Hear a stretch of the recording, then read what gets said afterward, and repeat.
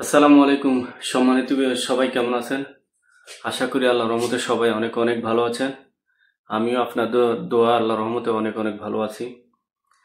দর্শক, বাংলাদেশটা যখন আমরা বাংলাদেশের নামটা যখন আমরা মুখে নিই বা বাংলাদেশের বিভিন্ন গান বাজনা অনেক কিছুতে যখন আমরা বাংলাদেশ গর্জন দিই, অনেক শান্তিময় একটা দেশের মতন লাগে।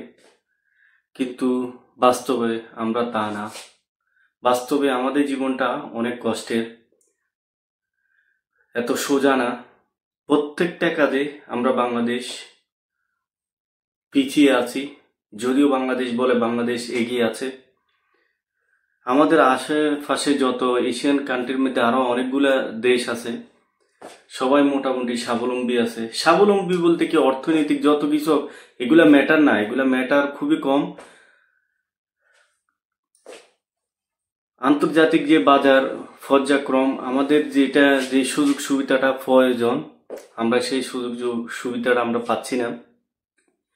প্রথমত, বাংলাদেশের যে কোনো স্থানে, হয়তো ইউরোপ ছাড়া, ইউরোপ কেননা এটা সবার দেশের মতনই লাগে, কারণ এটা কোনো দেশ আমাদের জন্য ভিসা বন্ধ করবে না, ইউরোপ কান্ট্রি, কারণ ইউরোপ সবার জন্য উন্মুক্ত।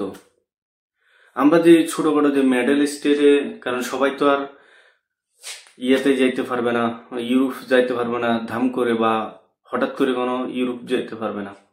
হয়তো আমাদের মিডল স্টেট, আমরা যে দেশে হয়তো নর্মালি 2 থেকে 2.5 লাখ টাকা দিয়ে আমরা অনেক সময় দেশের বাইরে পাড়ি দিই পরিবার পরিজনের মুখে হাসি ফুটানোর জন্য, আমাদের সেটা আর সম্ভব হচ্ছে না। সে 2012 থেকে বাংলাদেশের এক এক করে ইউনাইটেড আরব এমিরাত হইতে বিভিন্ন দেশ বাংলাদেশের জন্য ভিসা স্থগিত করে দিয়েছে। এই ভিসা কখন খুলবে সেটাও জানি না। দিনকে দিন আমাদের দেশের এমন ক্ষতি হচ্ছে বা এমন পর্যায়ে যাচ্ছে, বাংলাদেশের যে মার্কেট প্লেস সব জায়গাতে আমরা মূল্যহীন হয়ে যাচ্ছি। আমাদের যে কোনো দেশে এম্বাসি আছে, অ্যাম্বাসিডর আছে, যারাই আছে, ম্যানেজমেন্ট যারাই আছে, আমাদের জন্য তারা কিছুই করতে পারছে না। কেন পারছে না? আমরা পাবলিকও কোনো এত ভালো না। আমরা যারা আছি, যে পপুলেশন, যাদেরকে দিয়ে একটা দেশের সরকার মাথা উঁচু করে কথা বলবে, আমরাও কোনো সেই ধরনের মানুষ নয়।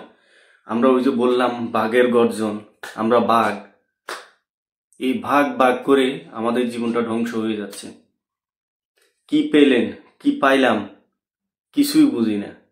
দেশটা মানে যার মনে যেমনি চাচ্ছে সে তেমনি করে যাচ্ছে, সে তেমনি ফ্রিডম করে যাচ্ছে, কিন্তু প্রবাসীদের কোনো কাজে কিছু আসছে না। আল্লাহ কারিম, আল্লাহ কখন আমাদের ভালো সুসংবাদটা কখন আসবে সেটা জানি না।